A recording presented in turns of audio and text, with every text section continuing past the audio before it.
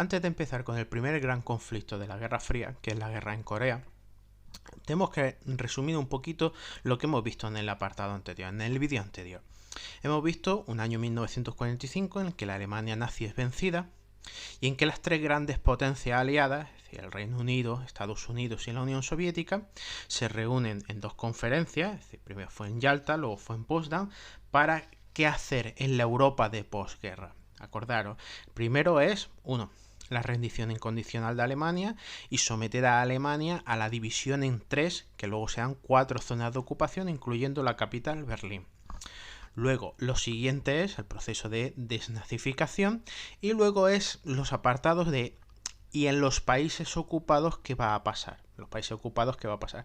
En la Francia, pues bueno, Francia se instala un régimen democrático, en Italia un nuevo gobierno democrático, en Holanda, Bélgica, Dinamarca, Noruega, etcétera, igual. El problema es Europa Oriental. Europa Oriental que la quiere la Unión Soviética como una especie de colchón defensivo, primero, y luego como estados vasallos títeres bajo dictaduras comunistas. Y que viste, y empezamos a ver el enfrentamiento, es decir, en cuanto se apaga la alegría por la victoria sobre la Alemania nazi, empiezan los nuevos conflictos con la Unión Soviética. Y se van a configurar dos bloques. El bloque occidental capitalista, liderado por Estados Unidos, y el bloque oriental comunista, liderado por la Unión Soviética.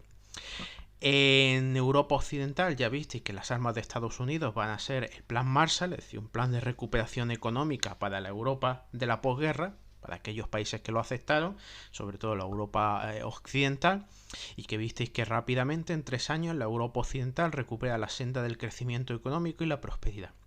Y por otra parte, la Europa Oriental, que ha caído bajo el yugo comunista, como poco a poco el plan comunista va avanzando. Primero son partidos minoritarios, luego se reservan los ministerios clave en gobiernos de coalición y por último comienzan a dar los golpes de Estado y a eliminar a la oposición política.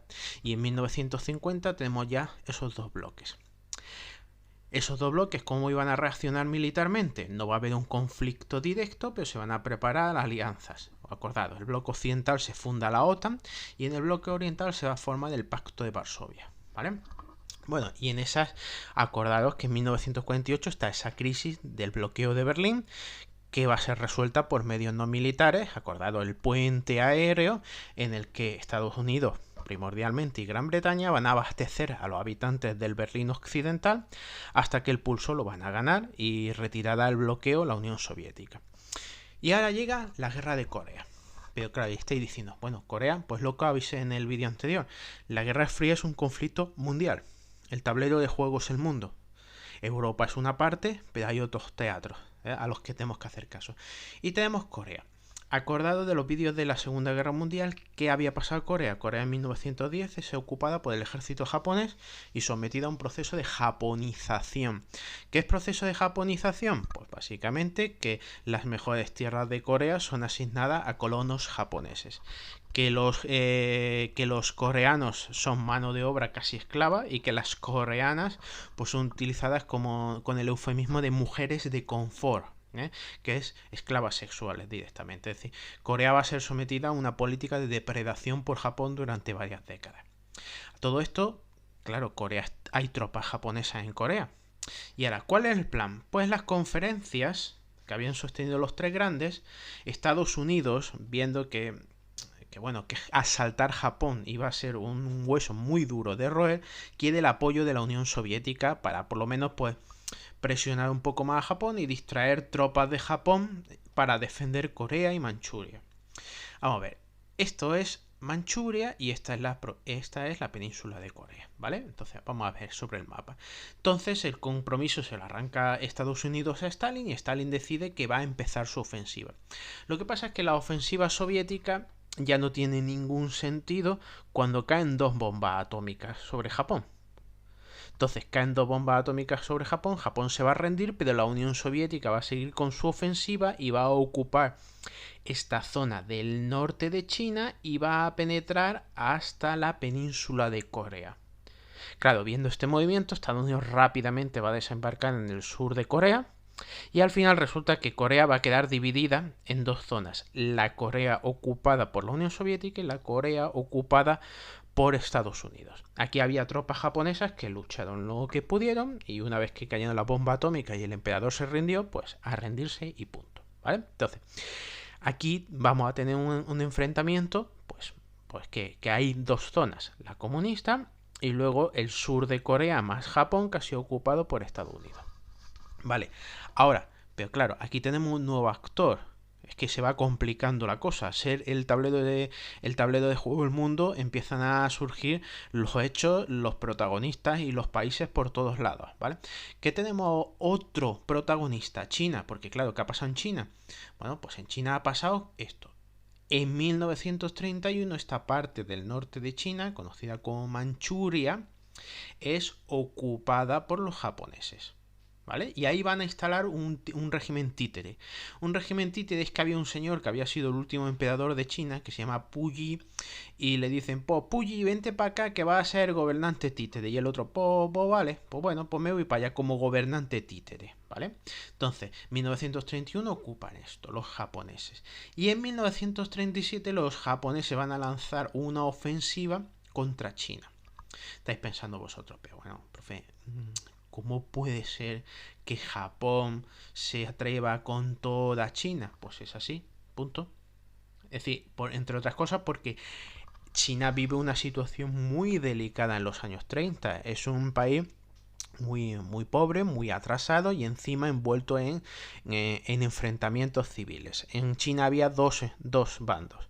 Había un pequeño bando, el de los comunistas liderados por el señor Mao, y luego estaba el que se llamaba la China nacionalista, que se supone que tenía toda la de ganar, que liderado por un señor que se llamaba Chiang Kai-shek, ¿vale? Entonces, en eso, aprovechando esa debilidad y ese desorden en China, y desde el norte de Manchuria, lo que van a hacer los japoneses es invadir China. Y ya estoy viendo que, hombre, China es muy grande, los japoneses van a invadir las zonas más ricas en lo que les interesa, minerales, materias primas, alimentos y los grandes puertos y ciudades de la costa. Además, también os tengo que recordar una cosita, que es que tradicionalmente la población china ha vivido aquí. Aquí no vivía, aquí ni Buda vivía casi, ¿eh? Entonces, esta parte es donde más población. ¿Cuál va a ser la política? Bueno, pues la política de los japoneses ya la habéis visto, que es el sometimiento forzoso de toda la población china, y van a causar allí grandísimas matanzas casi igualables al genocidio nazi, si no superadas a las del genocidio nazi. Pero como estáis viendo aquí, en las zonas rurales hay insurgencia comunista. Pues a eso llegamos a 1945, Japón se rinde. Y cuando Japón se rinda y desaparezca de aquí, pues nos vamos a encontrar con que hay dos bandos, o siguen los dos bandos en China, que es el bando de la China nacionalista, liderado por este señor, Chiang Kai-shek, y el bando de la China comunista, liderado por Mao. ¿Quién se supone que lleva las de ganar? El de la China nacionalista, Chiang Kai-shek. Pero si os habéis dado cuenta, China va a hacer frontera ahora con la Unión Soviética, con lo cual la Unión Soviética está muy interesada en un gran país como China, darle toda la ayuda que se pueda a Mao para conseguir que China vaya hacia el comunismo. Y así lo que va a pasar es que, bueno, hay unas negociaciones de paz, brevísimas negociaciones de paz, vuelve la guerra civil, y al final lo que pasa es que la China nacionalista no combate de forma efectiva y los comunistas chinos, liderados por Mao, van a asaltar los últimos bastiones de la China nacionalista, los van a expulsar del continente, y esta China nacionalista lo que va a hacer es que se va a embarcar y se va a refugiar aquí en Taiwán, en la isla de Formosa. Por eso veréis que aún hoy día aparece la República Popular de China y aparece Taiwán.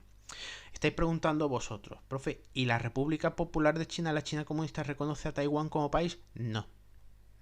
¿Vale? Entonces, una vez ganada la guerra civil en 1949, el líder de los comunistas chinos, el señor Mao Zedong, pues aquí lo veis, en la radio, proclamando el establecimiento de la República Popular de China, lo que es más bien una dictadura comunista. Bien, y claro, como tal dictadura comunista, la primera fase de esa dictadura comunista china es, pues bueno, gracias por el apoyo prestado y vamos a una alianza conjunta en Asia. Luego romperán luego romperán, pero bueno, por ahora está animado, se lleva muy bien, ¿vale? Aquí ya sabéis, os pongo vídeo, aquí tenéis conflicto entre las dos Coreas en 15 minutos. Bueno, pues que tenga paciencia, que 15 minutos de vídeo, ¿vale? Bien, pues vamos a las de Corea. Corea queda dividida, fruto de esa ofensiva del final de la Segunda Guerra Mundial, queda dividida en dos partes. Al norte del paralelo 38 está ocupada por la Unión Soviética, al sur del paralelo 38 está ocupada por Estados Unidos. El compromiso es que hagan elecciones democráticas conjuntas, pero conforme empieza el enfrentamiento entre las dos potencias, a lo que se va a dedicar la Unión Soviética es en el norte a construir un régimen comunista que persiste hoy día con los Kings, y al sur pues va a fundar pues un nuevo régimen, Estados Unidos, aliado a Estados Unidos, ¿vale? Aquí tenéis un mapita y ahora empieza la cosa. Como estáis viendo, este es el paralelo 38 y, oye, profe, y estas flechas rojas, lo que va a pasar es lo siguiente, y es que van a atacar las fuerzas del norte, están muy confiadas las fuerzas del norte, y van a atacar para expulsar a los Estados Unidos y reunificar toda la península de Corea. De tal manera que ya estáis viendo en el mapa como que, uy, pues casi lo consiguen, han pillado de sorpresa a los norteamericanos. Reaccionarán los norteamericanos, ya veis que desde sus tropas que están en Japón, ocupando el Japón, van a organizar un desembarco y van a desembarcar aquí, ¿vale? Y está la primera fase de la guerra de Corea, son los comunistas norcoreanos, con la ayuda de la Unión Soviética, encubierta, claro, atacando a los coreanos del sur, ¿vale? ¿Qué os ponía aquí los vídeos? Como siempre, ya sabéis que os pongo unos cuantos vídeos y demás. Pues nada, aquí tenéis un montón de cosas para que veáis, pues, noticias de la época que están muy bien. ¿Y qué tenéis ahí? Pues nada, las fuerzas norteamericanas y demás estacionadas en Japón. Y, pues, ¿cuál es la situación de la península de Corea antes de la guerra? Bueno, pues ya estáis viendo que hay ciertos enfrentamientos y demás. Bueno, ¿qué es la reacción de Estados Unidos? Hayáis visto que ha desembarcado Estados Unidos en esta zona y que ha arrasado directamente con los comunistas norcoreanos. De tal manera que ven el cielo abierto los norteamericanos en esta segunda fase de la guerra pensando que pueden expulsar a los comunistas de toda la península de Corea. Claro, ahora la cuestión viene de lo siguiente, que es, aquí veis unas flechitas amarillas. ¿Esto qué es? Esto es que conforme las tropas de Estados Unidos se acercan a la frontera entre Corea y Japón, que es el río Yalu, ¿vale? Lo que hace Mao, lo que hace el líder comunista chino es entrar en la guerra y ordena a 1 millón de chinos cruzar el río Yalu para atacar a los norteamericanos. Esto como cuando decimos ataca a 1 millón de chinos, bueno, 1 millón de chinos, bueno, el armamento chino y la preparación del ejército chino de la época, pues bueno, no es el que tiene la República Popular de China hoy, aún así es tal fuerza numérica que ¿qué creéis que va a pasar a continuación? Pues que Estados Unidos va a pasar bastante apuro. ¿Quién lidera las fuerzas de Estados Unidos en el teatro de operación en la guerra de Corea? Este señor, el señor Douglas MacArthur, que ya había sido el gran general norteamericano en la guerra del Pacífico, y en el que en un momento dado, cuando atacan los chinos, pues le va a proponer al presidente de Estados Unidos, Harry Truman, el uso de armamento nuclear. Se lo van a denegar, pero tuvo sobre la mesa la opción de armamento nuclear, ¿vale? Bueno, pues igual. Tenéis aquí una serie de vídeos sobre la guerra de Corea, sobre los desembarcos norteamericanos, la conquista de Seúl, etcétera, etcétera. Bueno, y ahora la cuestión es, ¿habéis visto la ofensiva china desde el río Yalu que ha pasado? Que otra vez los norteamericanos han tenido que retrasar sus posiciones, ¿vale? Han perdido Seúl y los comunistas chinos han avanzado más allá del 38, ¿vale? Bueno, ¿y ahora qué? Pues ha habido el contraataque chino, ya lo estáis viendo aquí, el río Yalu, cruzándose los chinos por millares. Y bueno, pues otra vez va a tocar que Estados Unidos redoble la ofensiva. Y estáis viendo que esto es como un toma y daca, ¿no? Primero empiezan los norcoreanos, pillan desprevenidos a los Estados Unidos. Desembarca Estados Unidos y casi que conquista toda Corea. Ante la amenaza, 1 millón de chinos cruzan la frontera y conquistan hasta Seúl. Y redobla la apuesta a Estados Unidos. Y al final lo que resulta es esto. Ya después de más de un año de guerra empiezan a entablarse negociaciones de paz entre los dos bandos. Y no se llega a ningún tratado de paz. De hecho, entre la Corea del Norte y la Corea del Sur no hay ningún tratado de paz. Lo que hay es un armisticio. ¿Un armisticio que es? Un fin de las hostilidades que no de la guerra. Y al final, pues tras la última ofensiva de Estados Unidos, lo que se establece la frontera es aquí. No en torno al paralelo 38 que era el original, sino un poquito más. ¿Ha ganado la República de Corea del Sur un poquitito? Bueno, sí, un poquitito. Bueno, pues ahí se va a firmar, lo que veis, la tregua, que va a ser nada más que el armisticio. Y este va a poner fin al primer gran conflicto de la Guerra Fría, ¿vale? Pues el primer gran conflicto de la Guerra Fría termina, pues básicamente podemos hablar de tablas, pero claro, en tablas, ¿qué significa? En tablas significa que Estados Unidos ha tenido que poner a sus hombres otra vez sobre el terreno en una guerra en un lugar lejano para frenar las ambiciones del bloque comunista, ¿vale? Cuando termina la guerra, pues va a suceder ciertos cambios. Esos ciertos cambios que suceden a partir del fin de la Guerra de Corea lo llamamos la siguiente fase de la Guerra Fría, que es la coexistencia. ¿Cómo que la coexistencia? Sí, es el reconocimiento de dos bloques que tienen los dos una relativa fuerza, muchísima fuerza ambos bloques, que no se pueden eliminar el uno contra el otro, puesto que Estados Unidos tenía la gran ventaja de las armas nucleares, pero a los poquitos años las va a tener también la Unión Soviética. Y va a pasar algo fundamental, y es que se va a juntar que el año 1953 va a haber cambios en la jefatura de los dos países. En Estados Unidos se hacen elecciones y va a ganar Dwight Eisenhower, ¿vale? ¿Os suena Dwight Eisenhower, el gran general de la guerra en Europa? El que lidera la invasión el desembarco de Normandía y el que luego llega hasta Alemania, ¿no? Bien. Y por otro lado, pues ha muerto Stalin. Y cuando muere Stalin, pues en los movimientos políticos que va a haber después se va a ir imponiendo este señor, un señor que se llama Nikita Khrushchev. Y va a haber un cambio en la política soviética. Es decir, va a haber una especie de aperturismo de Nikita Khrushchev, ¿vale? ¿Qué tipo de aperturismo? Mira, pues Nikita Khrushchev sus razones tendría, pero va a sorprender a todo su partido y a la Unión Soviética con un discurso el 25 de febrero de 1956. Imaginaros que está el 20 Congreso del Partido de la Unión Soviética y lo que hace el señor Nikita Khrushchev es que se dirige a los delegados allí presentes, todos del Partido Comunista, y lo que hace directamente es denunciar el culto a la personalidad y a la dictadura de Stalin, y denunciando los crímenes de Stalin. Ojito. Y una cosa que añade es que la única forma de reformar la Unión Soviética y avanzar de la era de Stalin era reconocer que los errores del pasado. Ojo, que un líder soviético, imaginaos lo que es un líder soviético que llega, se sube a una tribuna y dice: señores, ¿os acordáis de Stalin, que ha gobernado prácticamente casi 30 años, de los cuales prácticamente 20 de forma absoluta? Pues era un criminal de masas.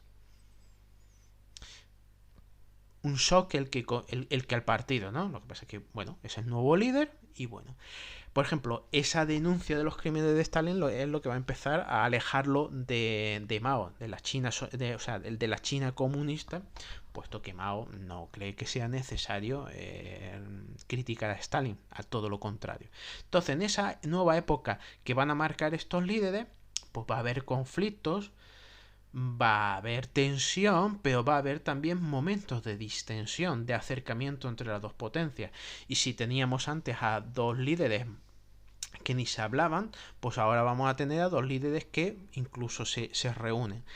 Y ya no es que se reúnan, es que hasta el mismo Khrushchev fue de visita a Estados Unidos hacer una cumbre en Estados Unidos. No significa que no estén enfrentados, están enfrentados y van a luchar de otras maneras. Pero esto es otra fase. Esto ya es otra fase. Entonces aquí tenéis pues una visita que hizo a Estados Unidos, pues aquí lo veis, a las dos parejas, pues asistiendo pues a un baile, una cena oficial. Una cena oficial. Bueno, pues nada. Lo que pasa es que, claro, conflictos en el mundo, después de la guerra de Corea y hasta los años 60, conflictos en el mundo involucrados las dos grandes potencias, hombre, grandes conflictos no va a haber. Lo que pasa es que dentro de cada bloque, pues igual hay algún problemilla. ¿Cuál es algún problemilla? Pues los efectos secundarios del discurso de Khrushchev. Los efectos secundarios del discurso de Khrushchev, en el que Khrushchev apuesta por la reforma y por un poco de liberalización del sistema, pues los húngaros se lo van a tomar al pie de la letra. Los húngaros se van a tomar al pie de la letra. ¿Y cómo empieza todo? Pues empieza todo en 1956 con una marcha de los estudiantes, que termina en el Parlamento, y desde el Parlamento, pues ya sabéis, se va uno a la radio, hace un discurso y la reacción del régimen va a ser detenerlos, e incluso va a haber unos disparos y varios de los manifestantes van a morir.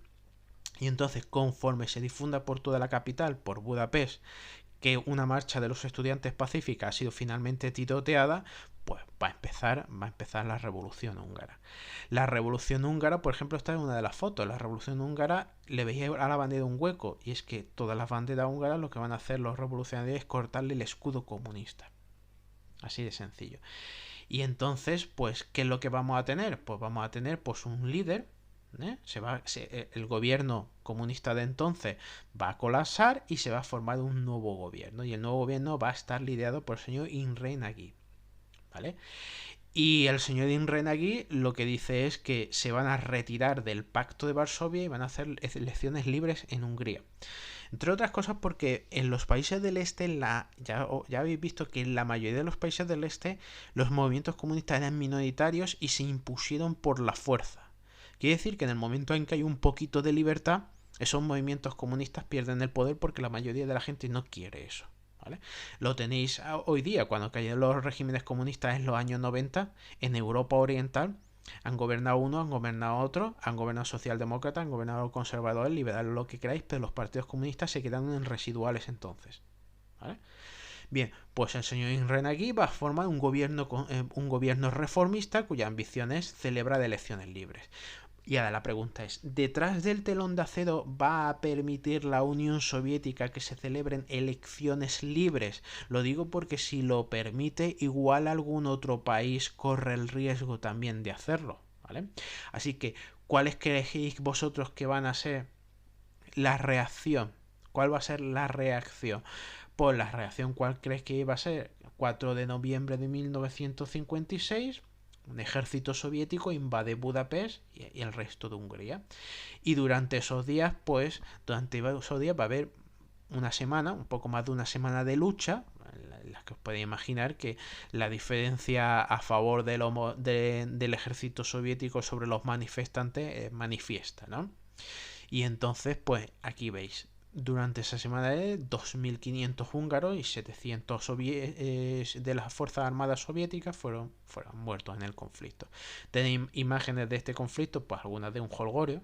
El jolgorio lo veis ahí, todos montados en los tanques, están alegres, Esas primeras imágenes están alegres, ya sabéis, pacíficamente, se rodean los tanques, todas estas cosas, pero cuando empiezan a entrar por Budapest columnas de blindados soviéticos, uno tras otro, uno tras otro, uno tras otro, y finalmente se produzca lo que se produce, que es que la violencia, pues va a haber combates urbanos en Budapest en los que, pues, ¿qué os imagináis que va a pasar? Pues directamente que los tanques soviéticos y las fuerzas soviéticas tienen toda la de ganar, tienen todita la de ganar sobre los húngaros.